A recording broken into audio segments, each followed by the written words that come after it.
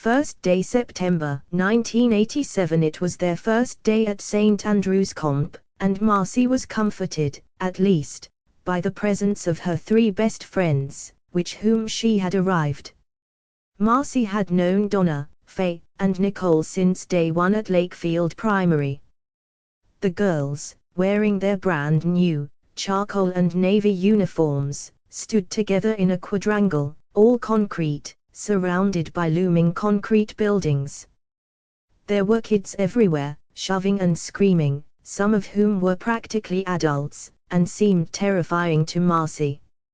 "It's huge," remarked Nicole, who always had been tiny for her age, and currently resembled a borrower, faced with a previously undiscovered, human-scale universe.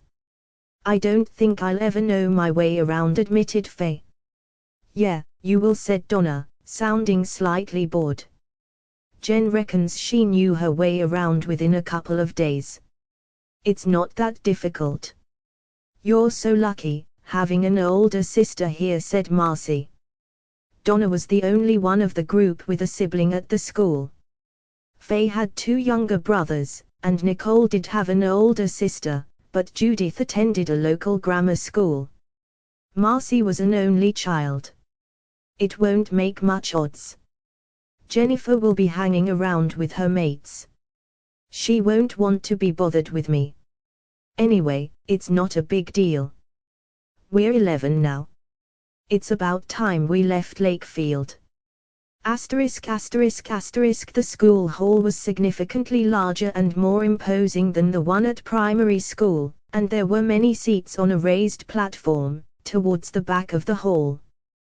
They were the usual uncomfortable plastic chairs, in a random mix of grays, blues, and reds. The four friends sat together, roughly in the middle of the ocean of kids.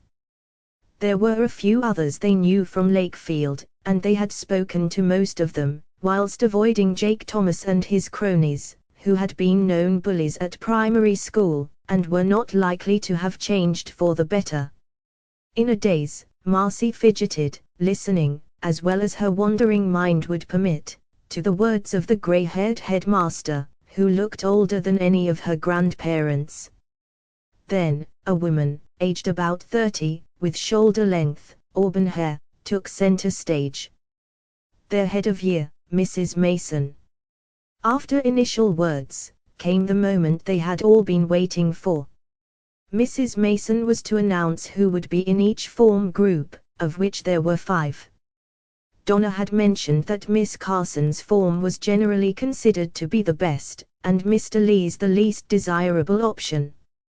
The list for Miss Carson's was read out first, and none of the 4 were on it. Miss Miller's form, 1B. Again, not one of them. Were they all going to be in the same class? The odds were increasing. They exchanged glances throughout. Mr. Green's form, 1C. Not one of their names. Miss Smith's form was next, and Marcy's worst nightmare came true. One by one, she heard the names of her friends read out, in alphabetical order, and they each rose, gathering coats and belongings. Her own surname was Wilson, meaning that she would always be last on any alphabetic list, but there were only 2 names after Donna Waters, and Marcy's was not one of them.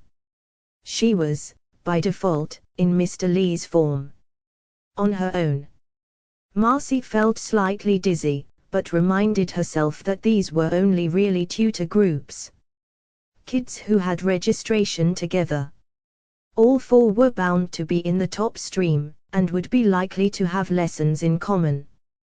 Well, at least that ought to be the case.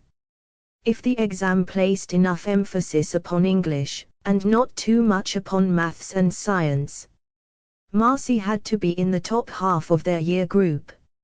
She had no idea what she would do otherwise.